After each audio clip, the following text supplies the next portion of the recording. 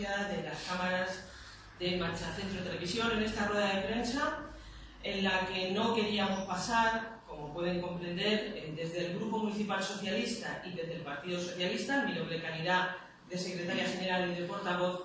de valorar la incorporación de UPyD, del portavoz de UPyD en el equipo de gobierno como tercer teniente de alcalde. Una incorporación que de hecho, de facto, se dio desde el primer día, hace ya algo más de un año, y que ahora ni ha sorprendido a este grupo municipal ni viene sinceramente a aportar ninguna novedad. Era algo esperado y era algo que solo venía a certificar el seguidismo y el servilismo que desde el portavoz de UPyD se ha practicado a lo largo de este año. La integración del señor Olivares en el equipo de gobierno, sin ser formal, fue prácticamente completa desde el primer día de legislatura, y hay que decir que el señor Olivares, el señor Agustín Olivares, se ha encontrado desde ese primer día muy cómodo entre los miembros del equipo de gobierno del Partido Popular. Pero es que además el señor Olivares no podía hacer otra cosa, porque pasado un año de legislatura correspondía valorar el acuerdo que se firmó y que le dio la alcaldía a Antonio Lucas Torres como candidato del Partido Popular. Si de verdad el señor Olivares, si de verdad UPyD hubiese entrado a valorar el cumplimiento de ese acuerdo que supuso el pacto de gobernabilidad en Campo de Criptana y hubiera cumplido su palabra, es decir, si el acuerdo no se cumplía, romper el acuerdo, hoy la situación del Ayuntamiento de Campo de Criptana sería otro. Pero como ya sabemos, el portavoz de UPyD, el señor Agustín Olivares, es experto tanto en traicionar su palabra como en traicionar a sus propios votantes. Esos votantes a los que él hacía referencia constantemente durante las negociaciones que hubo tanto con Izquierda Unida Ganemos como con el Partido Socialista para formar un equipo de gobierno que hiciera un cambio en nuestro pueblo, que hiciera un gobierno progresista para nuestro pueblo, bueno, pues el señor Olivares alucía que solamente con el 10% de los votos no podía entrar en un equipo de gobierno y que prefería quedarse en la oposición. Lo que nos parece curioso, lógicamente, es que si con casi 800 votos consideraba que tenía que estar en la oposición y, bueno, con el último resultado que ha habido en las generales, que son algo más de 30 votos, bueno, pues ahora este mismo señor, el señor Agustín Olivares, sigue siendo portavoz de UPyD, bueno, pues que con esos 30 votos sí que considere que sus votantes le han dicho que tiene que entrar en el equipo de gobierno. Es una incongruencia más, es una incoherencia más del señor Olivares, del que ya prácticamente nada nos sorprende. Lo que sí nos parece mentira es que actitudes y formas de gobernar que él ha criticado en la anterior legislatura y de las que él mismo era víctima y que le han costado, por cierto, y hay que recordarlo, la portavocía a la señora Pilar Fernández, bueno, pues parece mentira, como digo, que esas actitudes ahora, como protegido del Partido Popular, las consienta bien hacia el portavoz de Izquierda Unida Ganemos o bien hacia mí misma, hacia esta que les habla. Y bueno, pues ante ese conformismo y ese pasotismo hacia esas actitudes que él criticaba en la anterior legislatura, tanto del anterior alcalde como del anterior portavoz Pilar Fernández, pues como muestra sirve un botón. El pasado pleno pudimos ver la versión más triste, más prepotente y más patética del alcalde y de su equipo de gobierno, llegando a rozar en ciertos momentos, sobre todo al final del pleno, la rabieta infantil,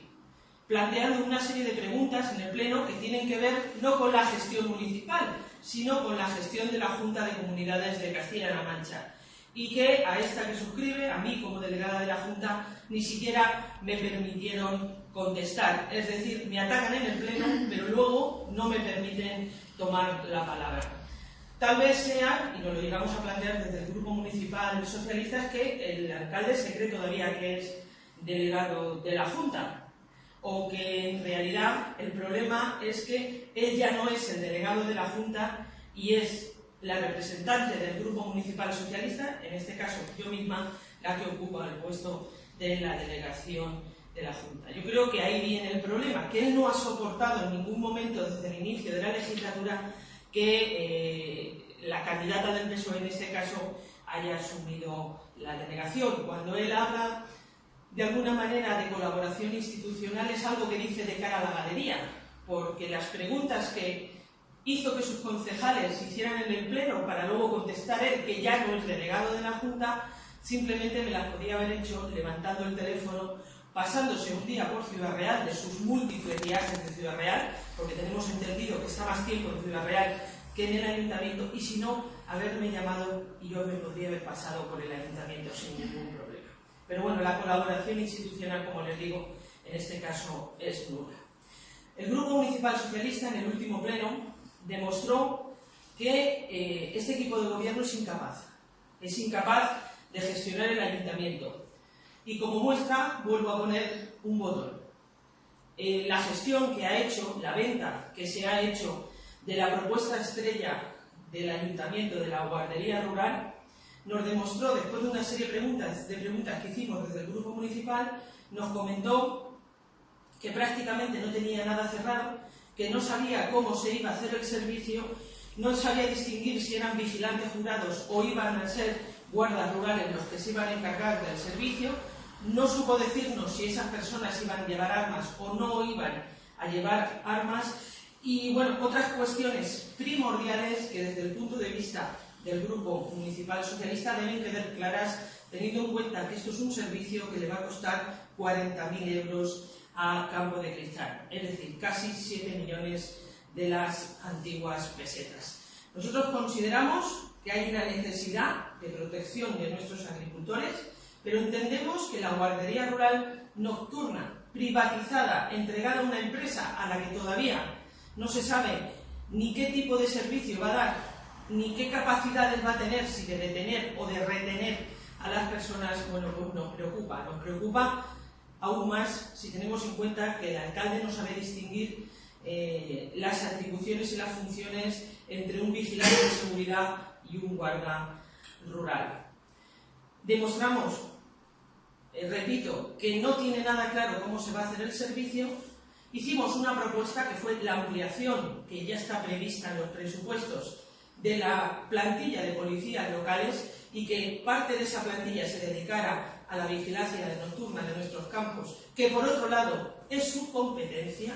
No lo olvidemos, los policías municipales tienen que vigilar todo el término municipal y los policías municipales tienen además la capacidad de llevar armas y de detener, cosa que, como digo, en el servicio que va a contratar el Ayuntamiento no tenemos nada claro. En fin, una vez más, un pleno bronco, un pleno en el que buen hacer de la oposición lo pagó el alcalde y su equipo con prepotencia y con salidas constantes de tono, y todo esto pues ante el beneplácito del nuevo tercer teniente de alcalde, tan crítico antes con esas actitudes y que ahora, bueno, pues como decimos, aguanta mansamente cuando la víctima no es él. La verdad es que dice el refrán que otros vendrán, que buenos te harán. Bueno, pues tenemos que decir que después de un año todos anhelamos al anterior alcalde, a Santiago Lucas Torres, porque tenemos que decir que su grado de prepotencia o su grado de ataque a los equipos de la oposición no llegaban al extremo que llega en este caso el señor alcalde actual, Antonio Lucas Torres, en el que su propia incapacidad, su propia imposibilidad de dar respuestas a las preguntas del equipo del Partido Socialista, del Grupo Municipal Socialista, hace que esa salida de tono, ese infantilismo, esa prepotencia y esas actitudes patéticas se repitan una vez y otra vez después de un pleno. Nada más.